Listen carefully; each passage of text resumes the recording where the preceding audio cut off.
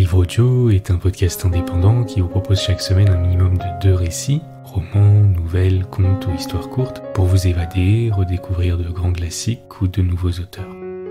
Si vous aimez ce podcast, merci de le soutenir en vous y abonnant, en le notant ou en le commentant sur la plateforme sur laquelle vous l'écoutez.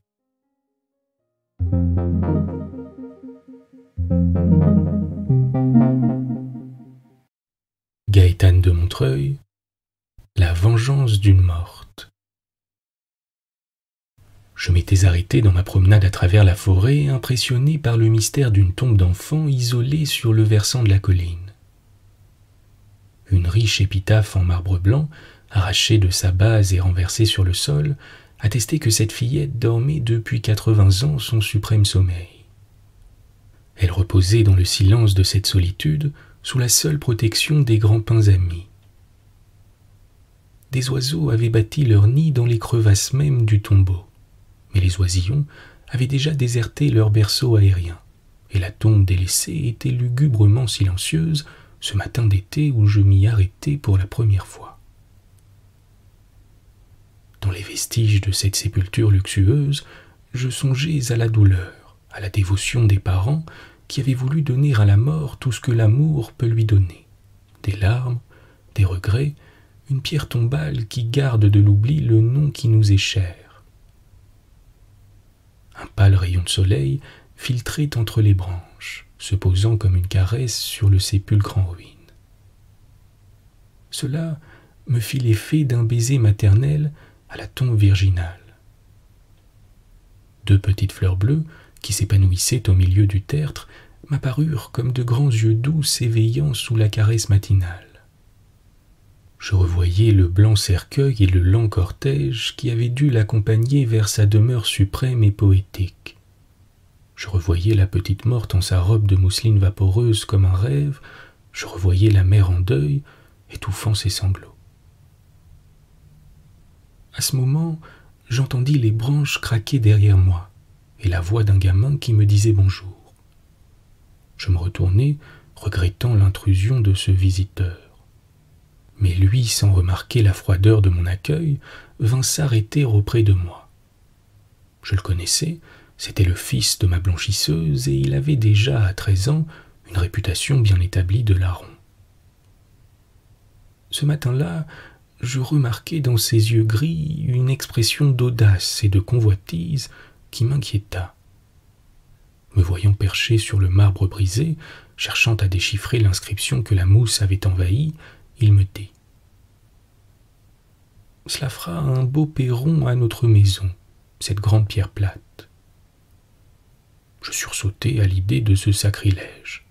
« Garde-toi bien d'enlever ce marbre, il ne t'appartient pas. » Mais lui, tenace et trahissant d'un mot le fond de son âme et le jugement précoce qu'il portait sur l'humanité, me répondit « C'est aussi bien que je la prenne que de la laisser prendre par un autre, puisqu'elle n'est à personne, cette pierre-là. Tu te trompes, elle appartient à la petite morte qui est là sous la terre. » Mais l'affreux garnement riposta, cynique. « Peut-être bien que c'est à elle, mais elle ne pourra toujours pas venir la reprendre si je l'emporte. » Voulant à tout prix l'empêcher de commettre cette mauvaise action, je tentai d'émouvoir son cœur en frappant son imagination. « Tu n'en sais rien, répondis-je. Les morts se vengent parfois. N'aurais-tu pas quelques scrupules à voler cette petite? Vois, elle avait à peu près ton âge. Et cette pierre est tout ce qui la rappelle en ces lieux où elle a vécu. Ici, dans cette solitude, la mère pouvait encore s'entretenir avec sa fille. Sur ce marbre blanc que tu veux lui voler, elle venait s'agenouiller et pleurer. Elle parlait à l'âme de l'enfant qu'elle chérissait.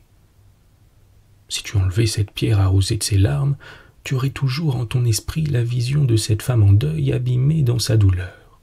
Tu entendrais la voix de la petite morte te reprocher ton sacrilège.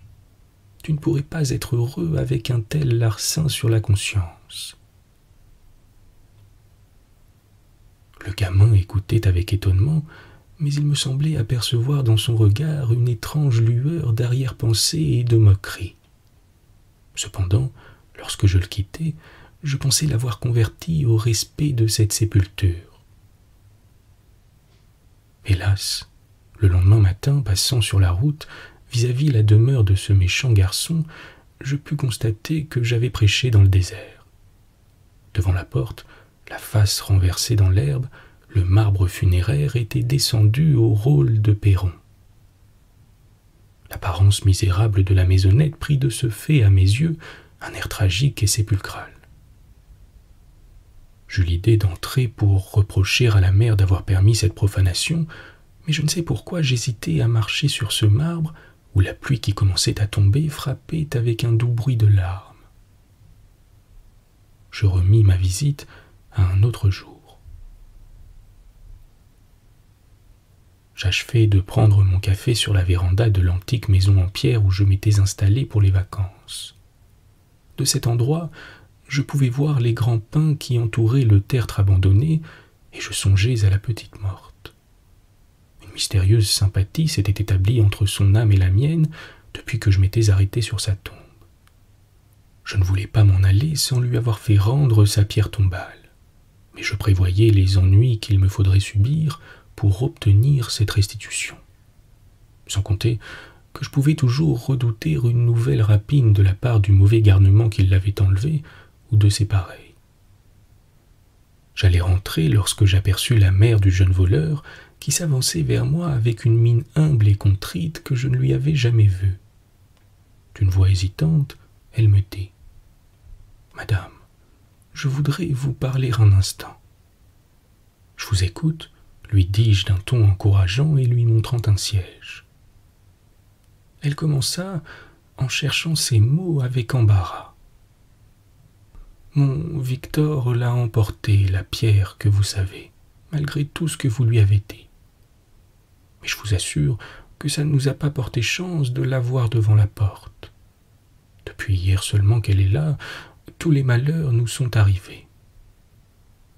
D'abord, mon pauvre Victor, il est bien malade. C'est à cause de lui que je suis venu vous trouver. Hier après-midi, comme il se chamaillait avec son petit frère, il est sorti en courant et est tombé sur la pierre. Il a fallu aller chercher le médecin.